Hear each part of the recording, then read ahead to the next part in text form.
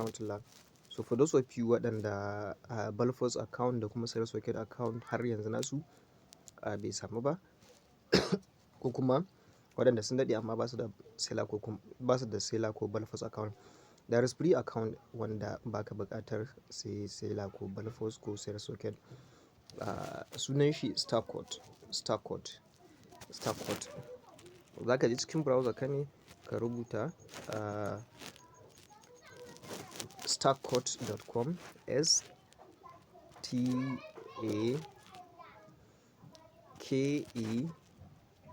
then say CUT.com. just ka rubuta stakecute.com za ka je kai sign off successfully.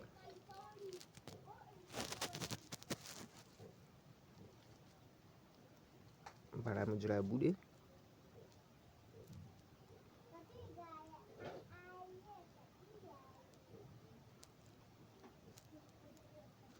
What is going on?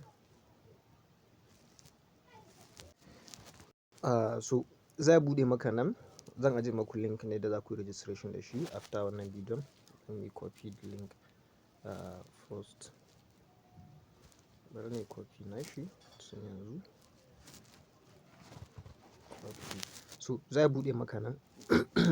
Idan baka da account, ga nan sama inda aka rubuta sign up a nan, so sai ka taba nan sai kai sign up. Sign up is very simple. Idan ka zo za su baka dama ka sa first name, last name, ka tabbatar sunan da ke a bankin ka shine za ka sa nan, sai email address sai ka creating password. So idan ka rubuta daidai nan za su baka dama, za su tura ma OTP a cikin email naka, za ka je ka copy wannan OTP din, za ka sanya musu, kana yi za ka yi creating account naka successfully. Ni na da account din, so let me sign in. Ina ga kamar ina da account da guda uku. Bari ni sign in da guda ɗaya daga cikin su magani.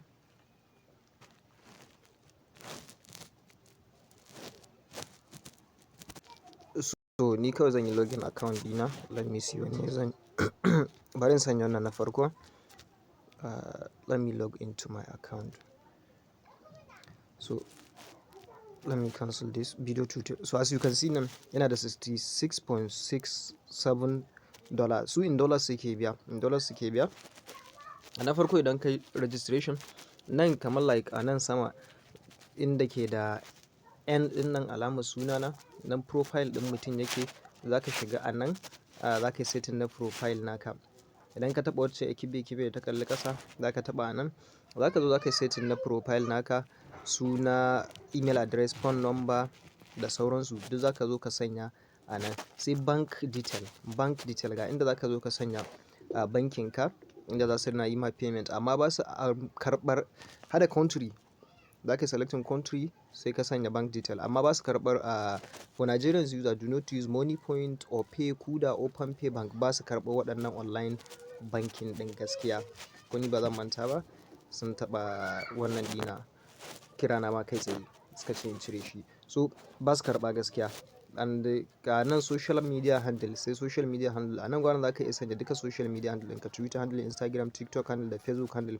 In case in ka samu wani issue ta nan za su yi reaching out naka. That is all I know. Sai a nan inda ke da wannan yankan nan guda uku, ga su nan a nan inda ke da wannan yankan guda uku, idan kai clicking a nan zai nuna ma ga affiliate dashboard naka, recent sale din da kai a nan take, marketplace. So mahali shahid a nan za ka iya kuma joining Telegram community nasu, can suna sharing tips sosai da sosai akan yadda market din yake sosai. A nan inda aka rubuta marketplace din nan, a nan ne za ka shiga. For those of you da suke asking yaya marketplace kaza ina mutum zai ga product. So idan ka shiga cikin marketplace din, let's wait for the marketplace to open.